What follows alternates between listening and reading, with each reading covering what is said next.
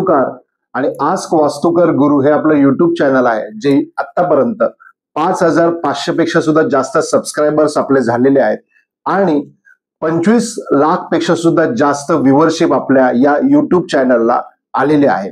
तर आता आपण या व्हिडिओच्या माध्यमातून जाणून घेणार आहोत की अबंडन्स नंबर काय असतो.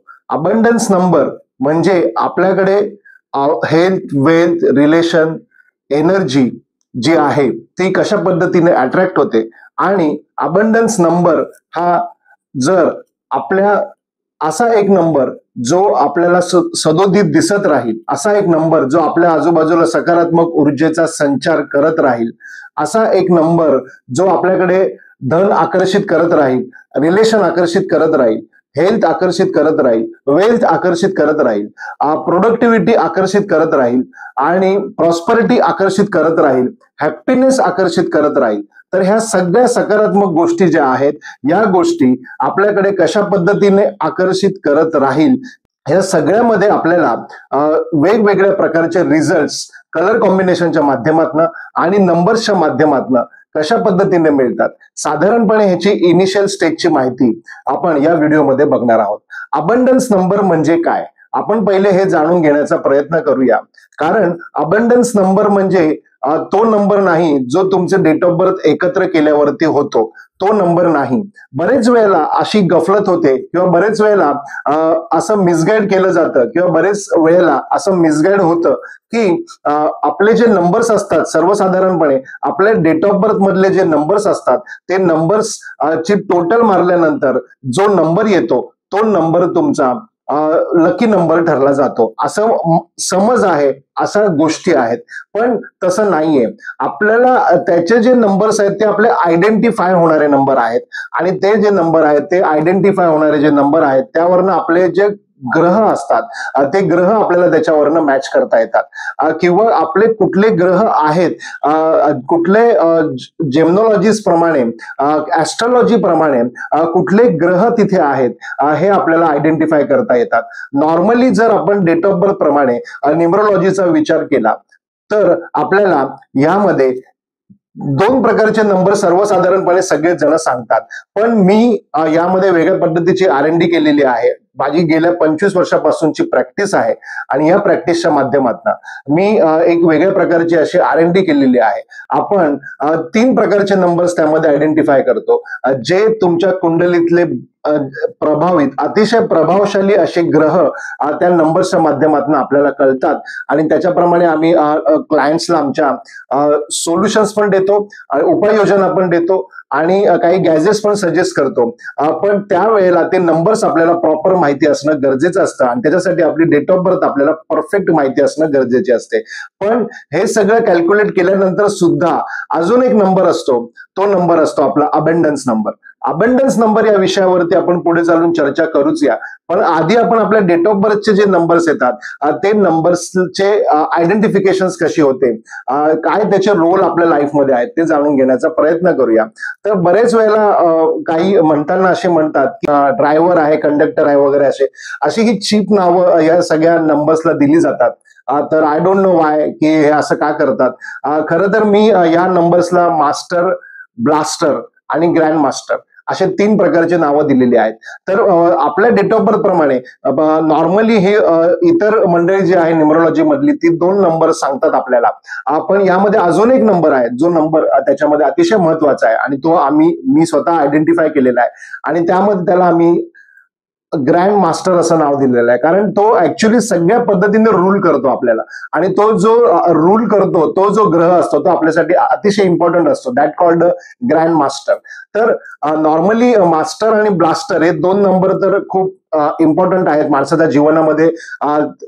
म्हणजे हे 2 एनर्जी फोर्स आहेत जे त्या माणसाला सर्वतोपरी वेगवेगळ्या पद्धतीच्या एनर्जीज प्रोव्हाइड करत असते आणि त्या पद्धतीने जर त्यांनी मॅन्युप्युलेशन केलं, त्या पद्धतीने जर त्यांनी कंटेंट गोष्टी यूज केल्या, त्या पद्धतीने जर त्यांनी गॅजेट्स यूज केले तर तसे त्यांना रिझल्ट बघायला मिळतात.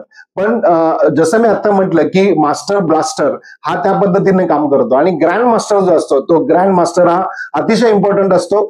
तो तुमच्या लाईफमध्ये एक वेगळ्या पद्धतीचा रूल क्रिएट करतो आणि वेगळ्या पद्धतीने तुमच्या जीवनाला कलाटणी देण्याचं काम हा ग्रँड मास्टर करत असतो. तर हे सगळं समजून घ्यायचं असेल तर तुम्हाला माझ्याकडे न्यूमरोलॉजी शिकावी लागेल.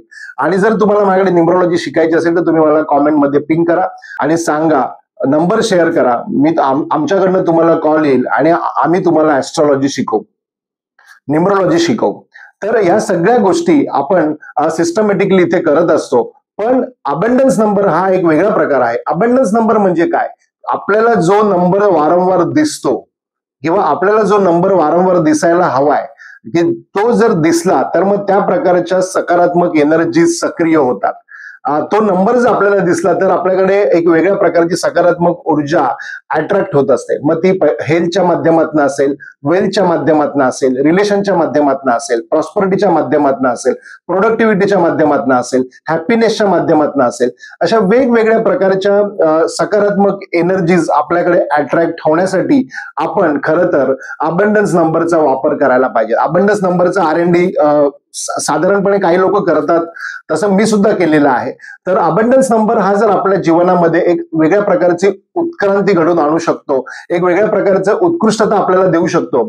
आणि अबंडन्स नंबर जर आपल्याला माहिती असेल आणि तो जर आपल्याला वारंवार दृष्टीपथात असेल, तो जर आपल्याला वारंवार दिसत असेल आणि स्पेसिफिक त्याचा तुमच्या केस प्रमाणे स्पेसिफिक त्याचे कलर कॉम्बिनेशन्स असतात आणि त्या जर गोष्टी आपण मॅच केल्या तर मग डेफिनेटली तुम्हाला त्याचे सकारात्मक रिझल्ट बघायला मिळतात. तर अबंडन्स नंबर हा अतिशय महत्वाचा नंबर आहे. न्यूमरोलॉजी मधले मास्टर, ग्रँड मास्टर आणि ब्लास्टर हे नंबर्स ते नाहीयेत.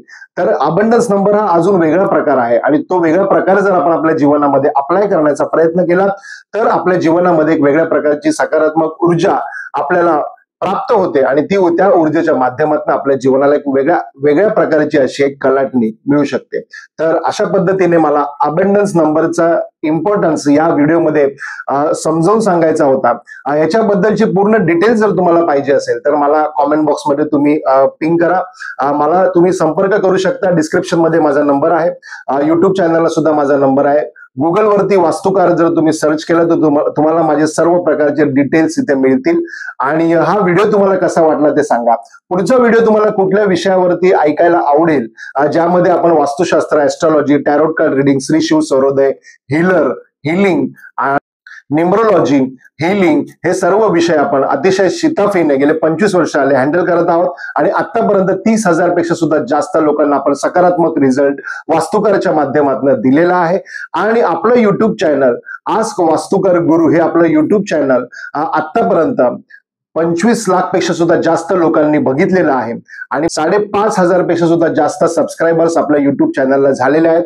तुम्ही आस्क वास्तुकार गुरु या युट्यूब चॅनलला भरभरून प्रतिसाद दिलात, त्याबद्दल आपल्या सगळ्यांचे खूप खूप धन्यवाद. चला तर मग भेटूया आपण पुढच्या व्हिडिओमध्ये. तोपर्यंत आपल्या सगळ्यांना श्री स्वामी समर्थ, श्री स्वामी समर्थ, श्री स्वामी समर्थ. गॅलरी समोर आणि खिडकी समोर टेलिव्हिजन नसावा. चांगली ऊर्जा परावर्तित होते. मुख्य दरवाजाच्या वरती गणपतीची आणि लक्ष्मीची प्रतिकृती लावू नये. कुठल्याही दरवाजाचे करकर असे आवाज येऊ देऊ नये. कामात अडथळे येतात, पैसे टिकत नाही. केरसुणी दिसेल असे ठेवू नये. शयनगृहातील दिवाण आणि स्वयंपाकघरातील गॅस आणि आरसा दिसू देऊ नये.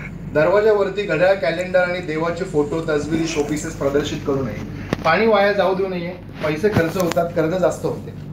फ्रीजवर ओव्हन आणि टोस्टर ठेवू नये. चिंता वाढतात आणि हॅपीनेस संपतो. युद्धक आणि हिंसक चित्रे आणि प्रतिकृती प्रदर्शित करू नये. कॅक्टस आणि बोन्साईची झाडे प्रदर्शित करू नये. दरवाजाकडे पाय करून झोपू नये आणि खिडकीकडे पाठ करून बसू नये. तोळे आणि बीम खाली झोपू अथवा बसू नये, त्याच्यामुळे मेंटली हॅरेसमेंटचा त्रास होतो. उंबरठ्यावरती लक्ष्मीची पावले चिटकवू नये. स्वस्तिक चिटकवू नये कारण ती इव्हिल लाईन आहे, त्याला थ्रेशोल्ड वास्तुशास्त्रात म्हणतात. सुकलेली फुलं वास्तूत ठेवू नये. पलंगाखाली अडगळ असू नये. वास्तूतील देवारा भिंतीवर टांगलेला नसावा. बंद अवस्थेतील गॅस असताना त्याच्यावरती बर्नरवरती काही ठेवू नये. घरात आनंदी वातावरण राहत नाही आणि करता व्यक्तीचे काम होत नाही. आधाराने वाढलेले वेळ नसावे. शयनगृहामध्ये देवारा नसावा. विजलेल्या मेणबत्त्या आणि समया प्रदर्शित करू नये आणि अनावश्यक वस्तू घरामध्ये ठेवू नये. हे वास्तुशास्त्रामध्ये, फेंगशुई वास्तुशास्त्रामध्ये काय करू नये हे होतं. आणि आता थोड्याच वेळामध्ये आपण समजूया की काय करायचं आहे. मुख्य दरवाजाच्या वरती प्रखर बल्ब असावा, चांगली ऊर्जा प्रवेश करते. मुख्य दरवाजा शोभिवंत आणि अडथळा विरहित असावा, चांगली एनर्जी क्रिएट होते. वास्तूतील सर्व दरवाजे सहजतेने उघडझाप करणारे असावे, अडथळा विरहित असावे, वाट्याला संधी म्हणजे अपॉर्च्युनिटीज येतात.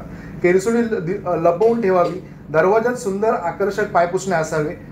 शौचकूपाचा दरवाजा नेहमी बंद असावा. सर्व वास्तूमध्ये घंटीनाद आणि कापूर फिरवा, चांगली ऊर्जा प्रवेश करते. पांढरे खडे मिठाने लादी पुसावी. रोज एकत्र बसून जेवण करावे, फॅमिली हार्मोनी वाढते. वास्तूच्या मुख्य दरवाजाचा उंबरठा चांगल्या अवस्थेत असावा, देअर आर गुड कंडिशन. दरवाजावर सुंदर आकर्षक तोरण लावावे. वास्तूत 1-1 तासाने वाजणारे घड्याळ असावे, कंपल्सरी. गॅसचं बर्नर आणि लायटर हे ऑलवेज चांगल्या अवस्थेमध्ये असावे. एअर फ्रेशनरचा वापर करावा, खास करून झोपताना पैशाची कामे होतात. पाणी पिण्यासाठी फक्त काचेचे आणि काचेचेच ग्लास वापरावे. संध्याकाळी आणि सकाळी 6 ते 9च्या दरम्यान उंबरठ्यावरती थंड पाणी टाकावे. घरामध्ये शांतता नांदते आणि आपली कामं सगळी फ्लुएंटली होतात. हवा आणि पाणी या 2 महत्त्वाच्या ऊर्जेचे संवर्धन करणे म्हणजेच नैसर्गिकरित्या आपली प्रगती करणे म्हणजेच फेंगशुई करणे. थँक्यू. काचेच्या ग्लासातच पाणी ऍक्च्युली ट्रान्समिटिंग एनर्जी स्टीलच्या ग्लासातनं पटकन ट्रान्समिट होते, ज्याला निगेटिव्ह एनर्जी एक्सपांड व्हायला मदत होते, म्हणून काचेच्या ग्लासातनं पाणी प्यावं. दुसरा पॉईंट, काचेच्या ग्लासात पाणी टाकताना येणारा आवाज आणि स्टीलच्या ग्लासात पाणी टाकताना येणारा आवाज घरी जाऊन चेक करावा. जास्त फ्लुएन्सी काचेच्या ग्लासाच्या पाण्यामध्ये असते, त्यामुळे काचेच्या ग्लासात पाणी प्यावं. सर, उंबऱ्यावर लक्ष्मीची पावलं चिकटवू नये म्हणतात. बरोबर. जनरली सगळ्यांच्या घरात चिकटवलेली असतात, असते. म्हणूनच लक्ष्मी उंबरठ्यावरती असते, घरात पण नसते आणि बाहेर पण नसते.